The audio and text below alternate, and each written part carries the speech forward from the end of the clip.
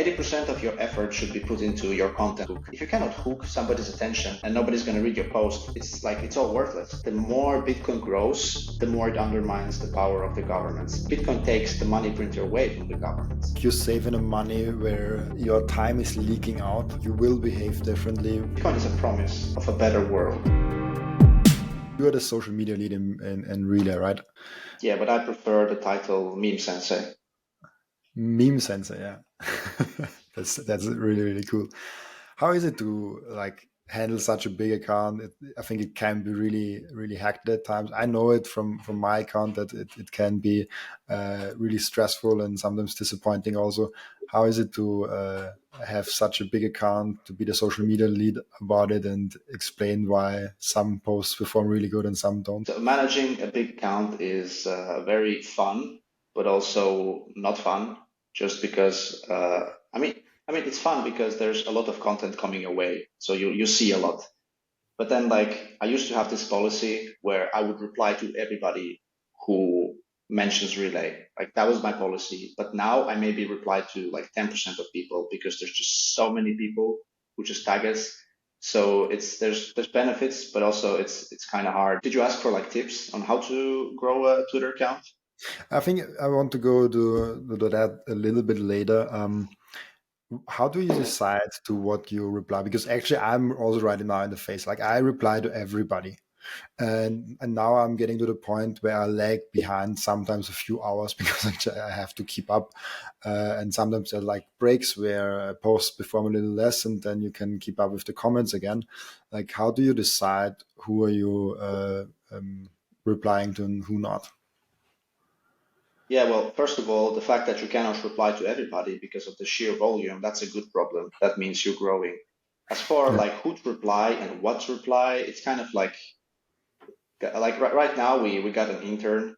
So Jordi from the Relay Squad is a social media intern, and I tried to explain to him how we reply on Twitter and to who, and it was kind of weird because there's no handbook on how to talk to people. It's just be social and don't be an asshole.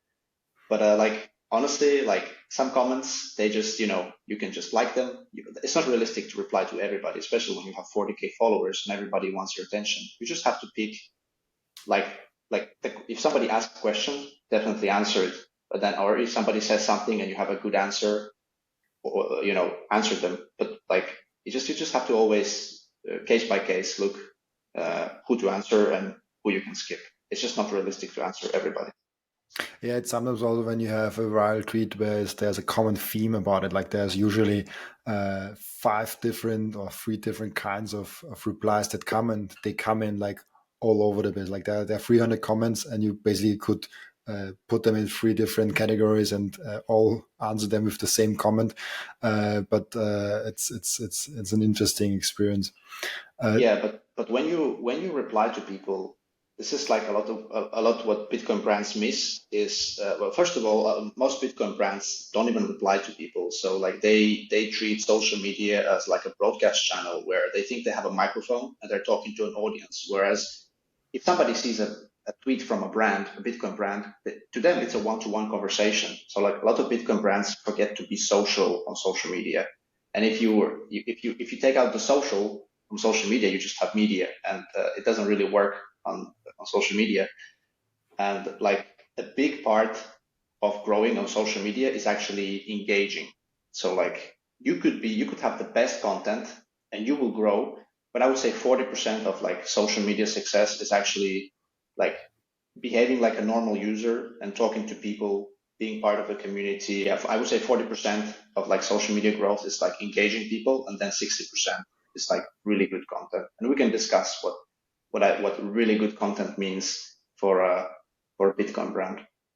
Yeah, let's go right into this. How do you decide if a post is good or bad? How do you come up with ideas? How do you decide then if it's a good or bad idea? How do you involve the idea in an actual post? Do you have a checklist you go through? Yeah, so I mean, it's creating content is like a muscle that you have to practice. Once you've posted 10 pieces of content, you become a little better. And after 100 pieces of content, even better. And after 1,000, you're pro.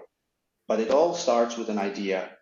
Like if your idea is shit, the post is probably gonna also be shit. It's like, there's a saying in tech that you cannot, in marketing, that you can't, like, you can't do, if you have a shitty product and great marketing, you have a leaky bucket, and, you cannot outmarket a shitty product. And it's the same with content. Like, you need to treat content as the main product. Like when you post on social media as a Bitcoin brand, it's not just something you post on the side, it is the main product. And if the product is bad, then it's going to flop. So it starts with an idea. And then once you have a good idea, you can go to the next step, which would be then like the hook. So like 80% of your effort should be put into your content hook. Like if you cannot hook somebody's attention and nobody's going to read your post, it's all worthless. So I would say like 20% of the effort should be the post itself, the body, and then 80% of your effort should be in the hook. So the headline, something that basically gets your attention and like stops the scroll.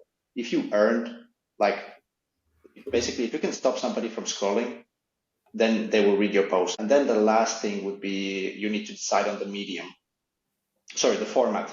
So is it going to be a video? Is it going to be a thread? Is it going to be text, an image? And this depends on the platform.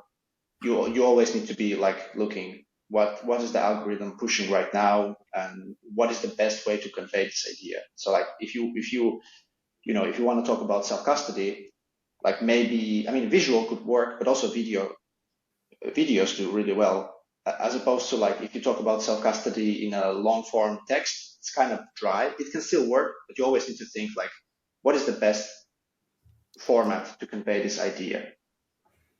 But yeah, those would be like my checklist. But what was the rest of the question? That was basically the how do you decide if what is a good post and what is a bad post? Basically, you Oh have yeah, that you kind of like how do you decide? Is it even in relay? Is there a process involved where you have to be like, oh, when the post is a good one and I think it's a good one, then I give it to someone else to give it free, or how is the work process also working? yeah. So because we're a small team at Relay, we're essentially 4 people in the marketing team. So like I create the content and then I send it to myself for approval and then I approve it. So it's like that's the approval flow. Like if it's good enough for me, it's good enough for Relay. But like when it depends. If you're posting for like personal stuff, there's a lot more leeway. But when you're posting for a brand, there's a lot more. You're kind of in a box. You have to think like what is allowed. But when you're posting for a Bitcoin company, it's like the content needs to be something that people like. So if people don't like your content, it's not good. And then you also have to make sure that the content is native. So like don't be posting links that drive traffic to other websites, because Twitter hates that, because Twitter makes money by people endlessly scrolling, because that's how they serve ads. So the content needs to be good to the end user. It needs to be native content. And then it also needs to somehow like basically it needs to align with the business goals. So like if for example Relay, like if our goal is to acquire users that want to stack sats, it maybe doesn't make sense to post a video of me twerking on Twitter, because even though this might go viral of me shaking my ass, but then like it doesn't help the Relay business in any way. You know what I mean? So it needs to satisfy these 3 things, and this is like the trifecta of good content. And in the middle, if you create content that satisfies all 3, I would consider that to be good content. Yeah, I think that's the great freedom people have that post just on their personal stuff, because they are the sole decider what their brand, themselves is thinking. And if you're thinking something right now and you want to post it, that's basically a part of you and you can just post it. But if you're working for a Bitcoin brand, you always have to see the whole picture, the bigger picture, I guess. Yeah, very much like posting on social media is very much like it's all about branding. So like social media is not a great sales channel, and there's some companies who are really salesy on social media, and it doesn't really work because nobody likes to be sold to. When people see an ad, they immediately know this is an ad. Somebody's trying to sell me. I don't like this. But like like good content is supposed to be always offering some kind of value. If the content is not valuable, it doesn't add value to your followers, you probably shouldn't be posting it. And the value can be many things. It can be humor, It can be inspiration or like something inspiring or something super bullish. So like every time you post something, you're speaking to people and you want to evoke some kind of emotion. Like the worst thing is if people see your content and they don't think anything. That's the worst thing, when people feel indifferent about you. So I'd rather have people hating on my content, because at least that helps the algorithm and they're feeling something. Like, of course, the best thing is that if people love my content and they're supportive, but I rather choose those two than be in the middle where nobody hates you and nobody loves you and you're just indifferent. And but at the end of the day, you're talking to people and you just need to have some like people skills and understand like what drives them. Also, you have to really deeply understand the people you're talking to, which is easy for me because I talk to Bitcoiners and I am a Bitcoiner, so it works out.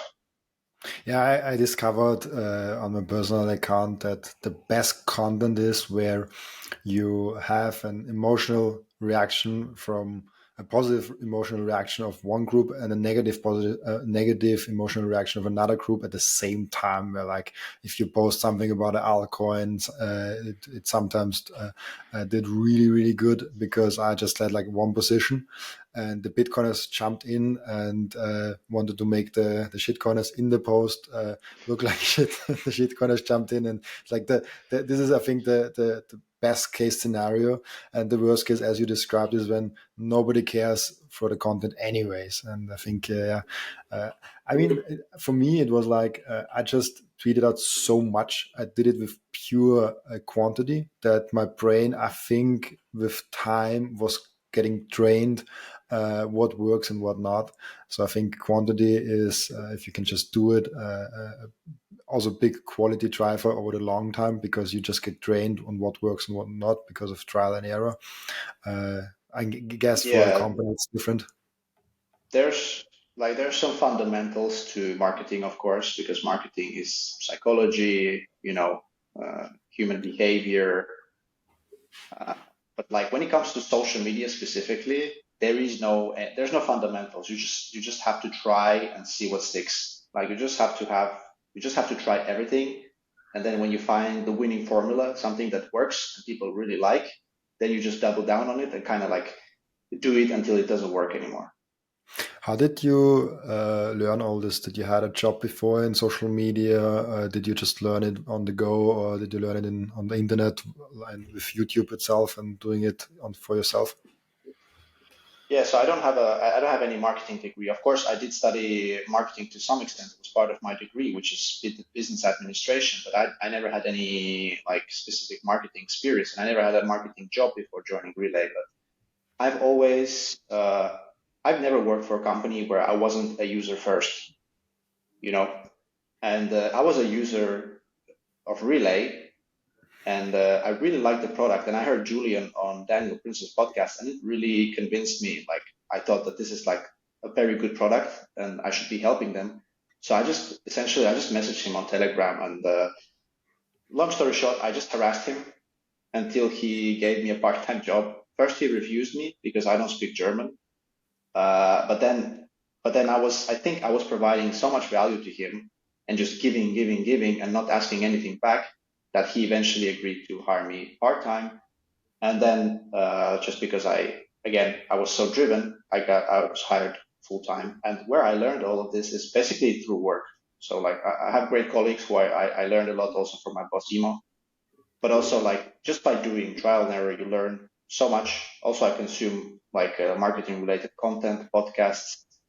So I'm just, and I think I'm lucky because I'm really curious. I'm like a sponge. I like learning. So it's been easy for me, but like definitely I wish I knew more when I started. And that's why like now I've started creating more content also about like how to do marketing, especially in Bitcoin land, to help people kind of like give them a shortcut, so they don't have to like just like learn this in 3 years. Maybe they can like learn it in, I don't know, 6 months. I like that you harassed Julian into a part-time job. You have what to. like? Can you go into it? What value did you provide to him that he finally says, "Oh yes, let's hire Arsen"? Yeah, so essentially I was just sending him and the CMO of Relay at the time, I was just sending them post ideas. I was like, guys, here's like 10 post ideas. Please post them. They're yours. And then I just kept sending post ideas, of course, lots of memes, and and it really helped them. And they saw that the posts performed really well. And also I had some proof of work under my belt. So of course I wasn't like a known person who knows what I'm talking about.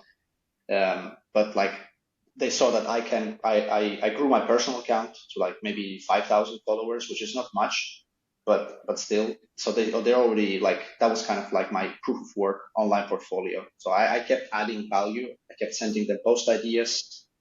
And then they also saw that, okay, this guy has already done it. He can do it for us too. So that's why I always recommend, and I'm actually going to be publishing an article on, in February, with a few other Bitcoiners of how to get a Bitcoin job. And a big part of that is you need to have an online portfolio, which we call the proof of work. So like you need to build in public so that when employers come to you, they see who you are immediately. And like when they go to your Twitter, it acts as your CV. They see immediately what you're all about. And like there's a saying, don't trust, verify in Bitcoin, which is great. But like when it comes to people, we still need a lot of trust. And we cannot verify everything, but the fact that we're building in public like a proof of work portfolio, it helps them really to verify that you're the real deal. I mean, I think this is a general, really, really good advice, not only in Bitcoin, in general life. When you go to a company and you're doing the things that the company doing on your own channel, and you grew it over years, and they see you have done the work, even though they didn't ask for that, and they see, oh, he actually proved it. Like that's a no-brainer to do, and it's a good combination Yeah, of but nobody does that. providing. You know, Yeah, it's maybe in Germany, where you're from, it's a bit different. I know in America there is a bit of a hustle it's not culture, but different. like in Europe, like nobody does anything if you don't pay them. Like there is no, like nobody's like trying that hard. Even less, like I think people not even not doing only work when they are paid for. They are even doing only the way that the minimum amount of work, so they just don't get fired.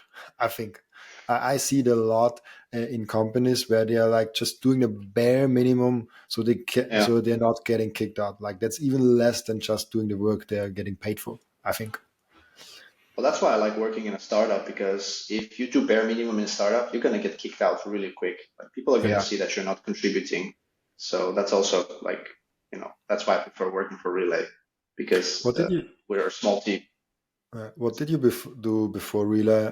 And did you obviously were in Bitcoin before Relay? And like, how did you discover Bitcoin, and what did you do around that time and before Relay? So I discovered Bitcoin before I had any job. So I was in college.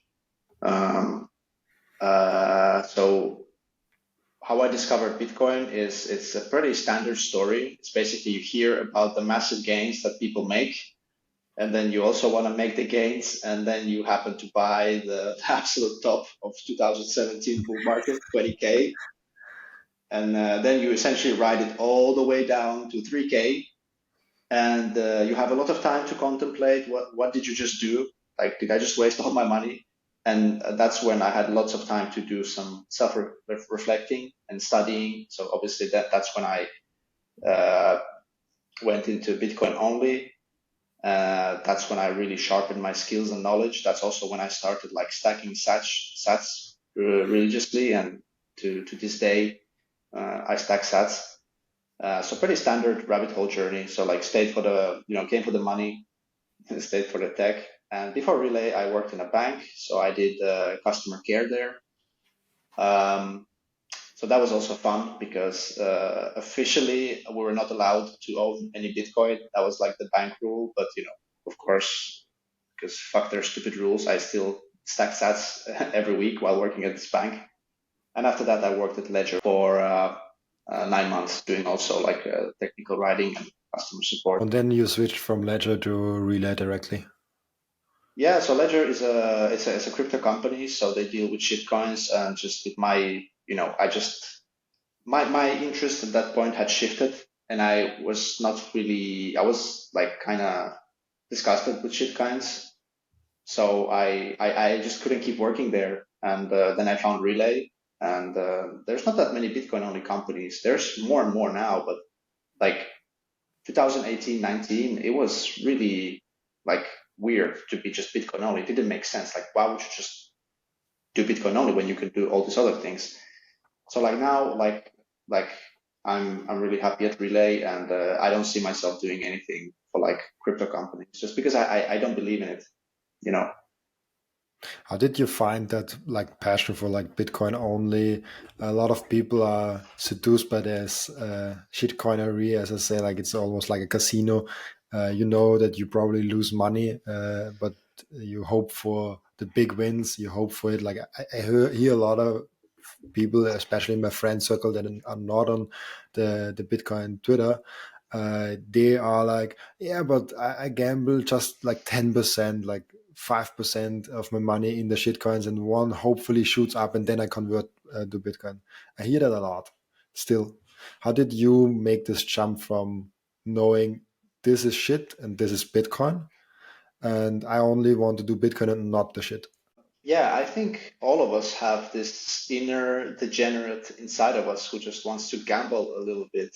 And I mean, I think it's part of most of us do come from the shitcoin route and end up in Bitcoin only just because we've seen what happens in crypto and we like I don't know like maybe we're just like have so high integrity that we see it and we just like I can't be part of this because you do see how the pump and dumps schemes work, how the VCs dump on retail, like it's all in the open. And most people in crypto, like there's some people who don't know about this, but there's also people who know and don't care.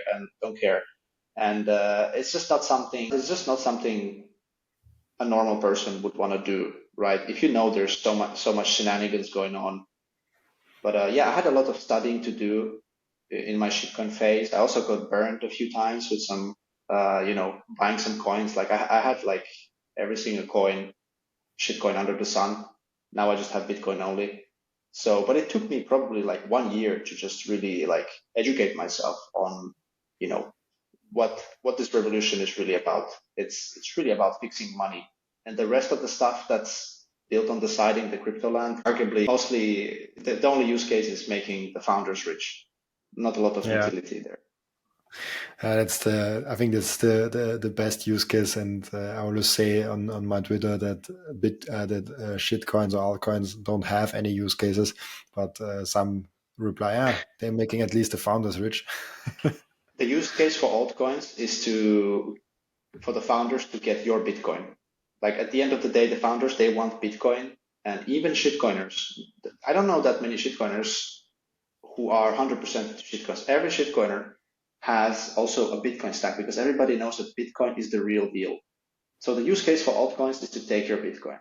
But like I would have no problem if the crypto marketing would be like honest. If they just said that this is just a casino and it's super risky and we're just gambling and we have no idea what we're doing, I'll be totally fine because that's essentially what a casino is.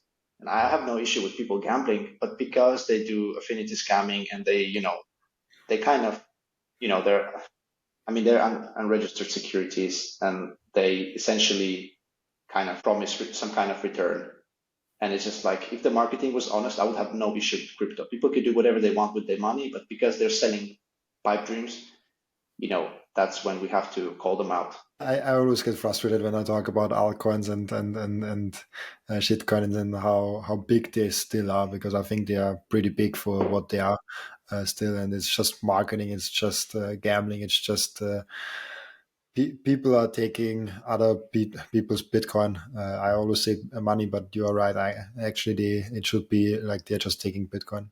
So you Well, went. Go ahead. well, no, I just wanted to say that like every time there's new technology, you can expect there to be also opportunists. There's people who are building, but there's also going to be opportunists who just capitalize on every new wave. And it's the same with Bitcoin, AI, internet. There's always going to be people who will capitalize and, not building anything useful, but they know that there's a lot of hype and money sloshing around in this new industry and they just capitalize on it. Yeah, it's kind of like the dot-com bubble in 2000, where so many internet companies were around and just everyone got money for basically just having an idea that's not good at all. And then, there's a big clash coming, and only the big ones and the good ones actually came through with like Apple, Microsoft, Yeah. and Amazon. I also think was around back then. So it was like maybe like four companies made it really through that whole phase, and the rest of the thousands of companies just went bankrupt and or got absorbed by one of the bigger ones. So I think Mhm. this is also something that happens with Bitcoin, but just on a way bigger scale, because for me it's just Bitcoin. It's not as much. Some say, oh, it's Bitcoin, Ethereum, maybe a third one will be sticking around. Like I heard this saying, oh, it's Bitcoin, it's for some money, then it's Ethereum for platforms, and then there's a place for a meme coin. I'm like, no, it's Bitcoin.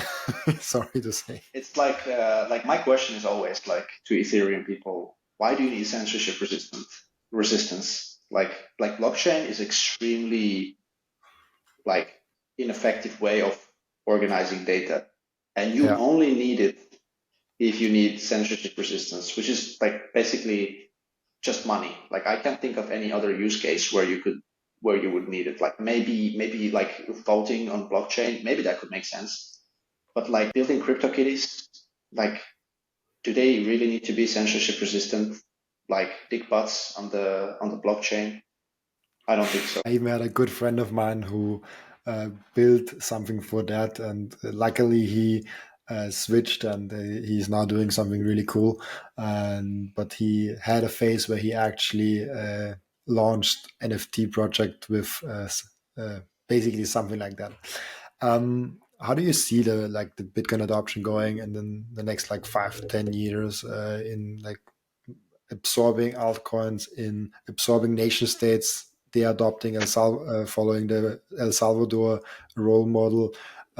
Institutions coming in, the Bitcoin ETF. There's so much going on. How do you see like the adoption coming, and what's coming for Bitcoin in the next like 5, 10 years? That's a big question, but I don't like making predictions. But what I do know for sure is that fiat money is gonna keep devaluing. Like this is a train that cannot be stopped. I think we both agree on that. And as long Yeah, as fiat money keeps self-destructing and essentially going to zero slowly but surely, like Bitcoin is going to be growing in popularity because people are waking up and they're asking questions like, why is this getting more expensive? Why am I priced out of my dream home when my parents got this home and now they have two cars and I can't afford anything. So people are asking already questions like last year we had 10% inflation in the euro zone. And as time progresses, like fiat money is programmed to die. Fiat money is an experiment. Like for centuries, we've used hard money like gold. This is the normal. And Bitcoin is basically, it's just going back to the normal. And fiat is the anomaly. And as long as fiat money keeps just slowly but surely dying, Bitcoin is going to be successful. I don't know what the future looks like in 5 or 10 years, but I'm pretty sure that Bitcoin is going to be a big part of that. I'm super excited to announce that this podcast just got the first ever sponsor. I just started the podcast out like 3 months ago, and now we have 21 Bitcoin as a partner for this podcast. 21 Bitcoin is Bitcoin only from day one, and they teach and preach self custody. This is my go to exchange when someone asks me, oh, where can I buy my Bitcoin from? This is the easiest entry for Bitcoiners. And if you want lower fees, plus at the same time support this podcast, use code Robin and click the link in the description. And it's I also like that Fiat will go to zero, like eventually. I have It's very dying. very few guests on that say differently. Some think the it will stick around always when governments clinging on the power. It will be just like a small part of it. It's I kind of disagree with that, because I think it's you can just see the trends so clearly, and the history teaches us that like soft money is not gonna stick around forever. Maybe it takes 50 years, 20 years, 10 years, 100 years. I don't know. The timing is difficult to predict, but it will happen. Yeah, there's like if there's an incentive to devalue the money, for the insiders to devalue the money, they're always going to do it. Like if you can do something bad, there's going to be people who do it. And Bitcoin basically is a system where you cannot cheat. It's like in the Roman times when they clipped the coins, they took a small piece of the coin, and that was like obviously only the emperor could do that because he was the law, and that was essentially like a tax on your savings. And he can do it, and it's the same with modern like governments and central banks. Like if they can do it, if they can inflate your money away, they will. That's just like it's not. It's that's just how the game is played. That's just the design of the system. Yeah, once you understand fiat money, it's really easy to understand. Maybe talking about fiat and Bitcoin. You worked in a bank before. You worked in a crypto company before. Really, what is like the cultural difference you see between Bitcoiners and the Bitcoin company and the fiat world and the crypto world, where there is a little bit Bitcoin in there, but I don't know. I would not say Ledger is a Bitcoin company. But how is the difference going on the crypto, fiat, and Bitcoin world? Yeah, so I mean, it also depends. Every company I worked for was in a different country. So like the crypto company I worked for was a French company, so you get the French work culture, which is French. They love working, and they're super flexible. That's sarcasm. But like I would say in the crypto company, definitely there was like of course every company is for profit. We all trying to make money. But then like at some point you have to ask like when is it enough? Like if because if you list every shitcoin on your platform or in your hardware wallet, like of course you make a lot of money, and that's what that's why Ledger is so big. But then like can you sleep at night? That's essentially the question. Like there's some people who believe in all that, and there's gamblers who love gambling, but there's also people who just it's they just don't care. And like being Bitcoin only is there is like ideology. That's one part of it, but also it's a long-term play. Like we know Bitcoin is here to stay, but you can't say the same for all the other shitcoins. Like it's a very short-term play, and I think it's going to bite crypto companies in the ass because their brand is going to be damaged. You know, I would not trust any crypto company, you know, to deal with my money just because there's so much more attack surface when you deal with crypto. And when it comes to fiat, it's just, I mean, the fiat land, it's like nobody thinks, nobody questions anything. I had to deal with a lot of KYC cases and AML and basically learned that KYC is super useless. And like, we didn't catch any criminals by doing KYC. We just closed bank accounts of old women who just failed to do their KYC because they don't use their mobile phone. They don't get the notifications. So those are the only criminals we caught. So KYC is Okay. definitely very useless, and it's basically, I think it's for the police state to kind of extend like their oversight to also banking institutions. Like banking institutions are supposed to take care of your money. They're not supposed to, like KYC was never a thing like before, I don't know, 60s, 50s, but now they're like acting, the banks are also acting as like a government arm, and that's a dangerous trend. And like all financial institutions have to do KYC, but I've seen from the inside that it doesn't work. It's really useless. How do you see governments and Bitcoin? Because I think Bitcoin is basically undermining a lot of what governments are doing. They need money printing to fund so much stuff. If they don't have the money printer and they actually just cannot do it or can do it only on a little small basis because they know it just gets devalued and everybody is jumping on Bitcoin, how Yeah. will Bitcoin change governments and the whole political scene? So right now we're early, so we're lucky. So most politicians and governments don't like pay attention. But you are right. Like the more Bitcoin grows, the more it undermines the power of the governments. there are some Bitcoiners who are kind of like I don't know how they identify, but definitely socialists, where they do believe in like centrally planned like government social programs. And to me, this is like I don't know how you can come to the conclusion that like big government can exist with Bitcoin, because like it literally Bitcoin takes the money printer away from the governments. Now, I do think in the future it's going to be a lot more voluntary. So I think we might see a future where there's a lot more governments, but they're smaller and they're voluntary. So they're actually like competing like in the market for you as a citizen for your tax money. They have packages and they're like, okay, here's our package, here's what we offer, here's the tax rate, and you get, you get the roads, you get the police, and you get this and that. And then citizens can basically shop around. Oh yeah, I want to choose this like government or because like I think there's always going to be social hierarchy, and people always organize themselves into groups. We've always done it. Like people cannot survive alone. But the difference is that like it can be voluntary, like as opposed to now where like if you don't like a government, you don't like the package that you're getting as a citizen, and you don't like the price you're paying for this package, like sorry, it's a monopoly. You accept it or you go to jail.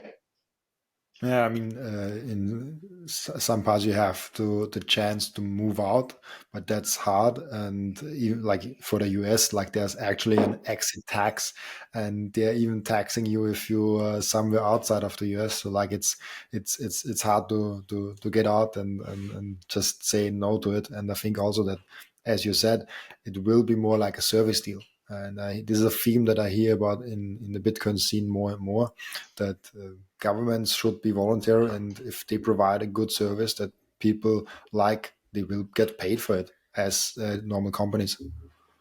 Yeah, it's like if you're hiring a cleaning service, like that you're gonna go shop around and look for the best deal. You're gonna compare the prices, you're gonna compare the offering. But for some reason we think that like something like roads or healthcare cannot like free market cannot take care of a fucking road. Like we cannot build roads and somehow organize, the ownership around that. Now, like of course there's gonna be unfortunate people, and that's not something like I have a solution for, but I think I think in the future it's definitely going to be a lot more like voluntary, where you can actually shop around and choose your like your government. Yeah, that's a great way to look at it.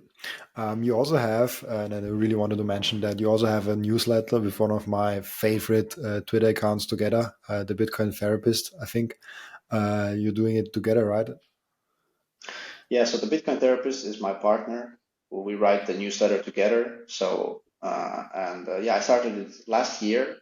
It's basically the newsletter that I would want to read as a Bitcoiner, especially like 2 years ago when my knowledge wasn't really there. So I think the issue with a lot of Bitcoin content is that it's dry or technical or just too long. So what I really want to do is kind of like distill this like so it's like a news format. You get three stories per week, but there's also like and there's a lot of humor and kind of like you can see my personality in the writing, so it's not dry and it's easy to read. It's like I always think that like super simple sentences, like if a sentence is like longer than I don't know like 20 words, I immediately like cut it in two. So like I keep it super simple and approachable, but also I always try to plant like seeds of knowledge into the content. But also it's like I do it for selfish reasons. Like I obviously like I really like writing it. I also want to improve as a writer. I think writing is it's essentially it's communication, and it's like one of those soft skills that once you like learn, you know how to communicate effectively. It's a super transferable skill, and it's not like the fact that I'm spending like a lot of time writing it, it's not going to be wasted because I will have all this knowledge. So and like I could have written weekly for myself, but then I'm sure I would have skipped some weeks because there's nobody to keep me accountable. There's nobody reading. I would just be like, it's okay, I can skip this week. But now that I have readers, I cannot skip. So readers definitely keep me accountable. Yeah. And I think you would put more efforts in when other people see it, in For contrast when sure. you just do it for yourself. I always try to do everything as public as I can. This is kind of also the podcast started out like that, because I started last year in January with my Twitter, and then more and more it grew, and then people reached out to me. I reached out to people, and we just talked online, not recorded, just online talking to Bitcoiners. And then I was like, I want to do that more. How do I force myself to do that more? It's a podcast. And now I record every day. January, I had every day recording, like 1 or 2 days where the guest canceled. And I'm already booked out till like February 27 or something like that. And today is like not even February, it's 31st of January, because I want to force Yeah, myself to record as many episodes as possible. I also want to grow the podcast to get really cool guests on. And if you're forced to do it, you're so much more motivated, and do it publicly. You also get the feedback from the people. This is something yep. you might also experience. Like you get so much feedback probably from people that read the newsletter. How is that going? Yeah, I have a poll at the end of every newsletter. So there's basically three options. Like one is like super awesome, and the second is like please do better, and the third one is like this is shit. Please, you know, quit. And like I always monitor that, and it's good to get instant feedback, but sometimes it can be discouraging. Even like one bad comment, it's like it's discouraging, but like it's just you learn to like take it in criticism, and like especially in my job, like when you work in social media, especially with Bitcoiners, who can be like assholes sometimes, and like I'm an asshole too, especially when it comes to debating shitcoiners. Like you get a thicker skin. So like for example, I'm learning French right now, and I moved to France without speaking any French. So this I put myself in a very uncomfortable situation, but I have no regrets because this really forced me to learn French. And I don't have perfect French, far from it. But I learned so much faster as opposed to if I stayed in my home country and just played some Duolingo. Like I not like I was placed in this place and basically like forced to speak to people, and like your learning curve is so much steeper. And it's the same with you. Like you're not gonna regret doing this podcast. 100%. Yeah. Um, Maybe now, even the end routine. I think the question from the end routine, we have an end routine where the previous guest asks a question for the next guest.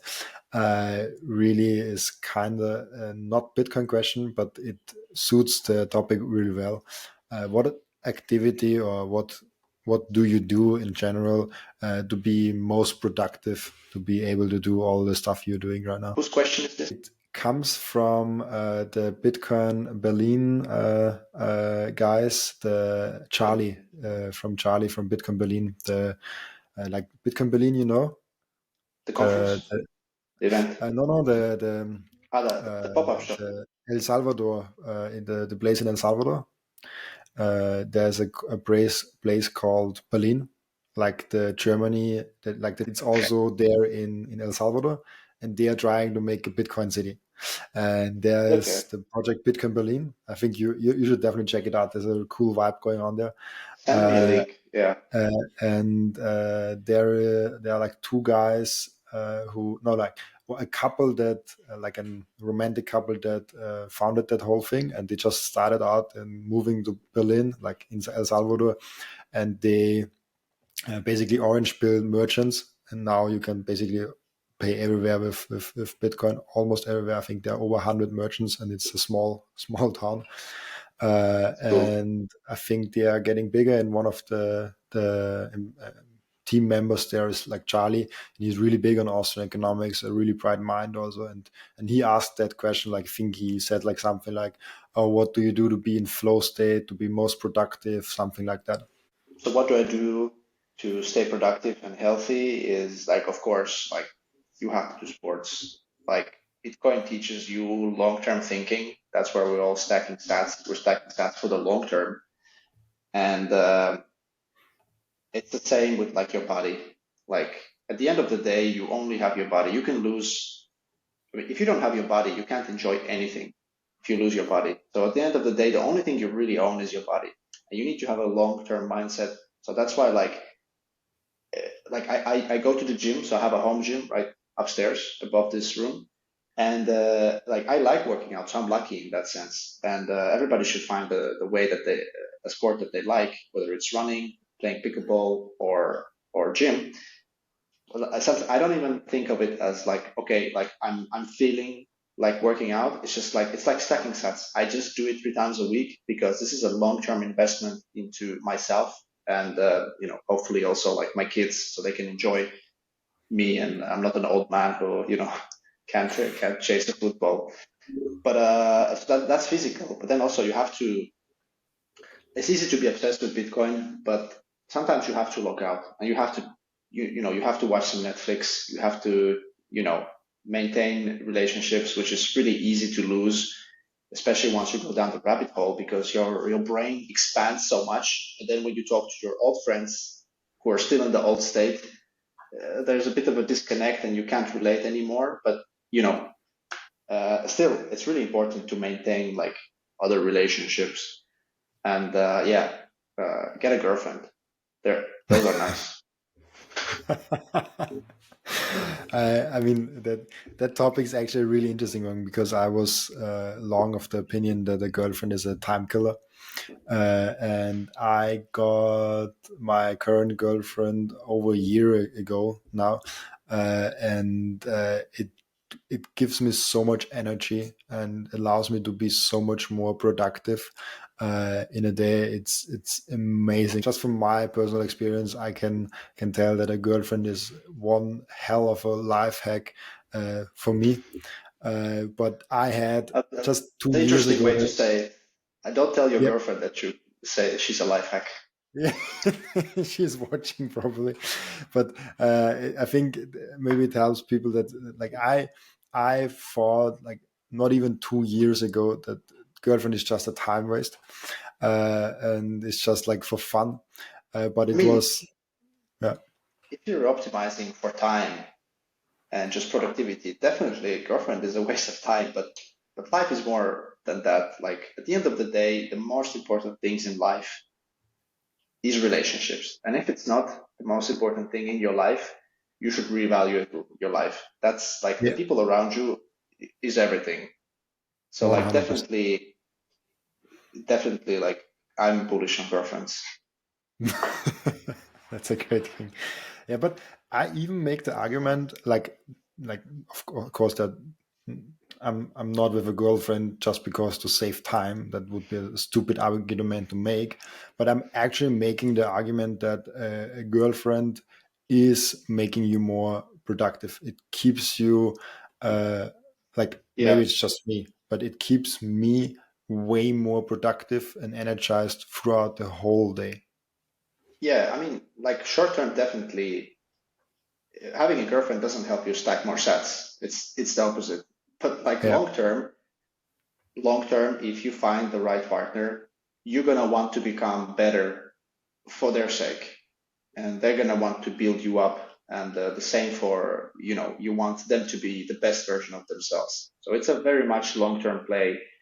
And something I like really thankful about Bitcoin is it's just taught me so much about like having a low time preference and just thinking long term. Like I think, I mean, I don't want to say I'm mature for my age, but definitely like compared to other people my age, it's definitely can see, and maybe it's just my personality. Maybe I don't know how much Bitcoin contributed, but definitely have this long-term thinking, which is why I think about sport, that like it's just something you have to do. It's just like you have to eat well if you want to be successful long term. And having relationships, like you have to maintain them. You have to work for relationships. And yeah, it's like money is not everything. Money is just a way to an end. Yeah, Is to get something else. It's not the end goal. it's interesting how Bitcoin is also just money, but it teaches you still the low time reference and those values. And it, I mean, it depends from person to person. I had persons on that where Bitcoin was really a dramatic piece in their life where the life changed. But I also had persons on that already went on a good journey of also economics journey, and then most of them are like older, and they just Bitcoin came and it was natural to them. They were already in that kind of mindset, and it just was an addition to their life. It's interesting. Yeah.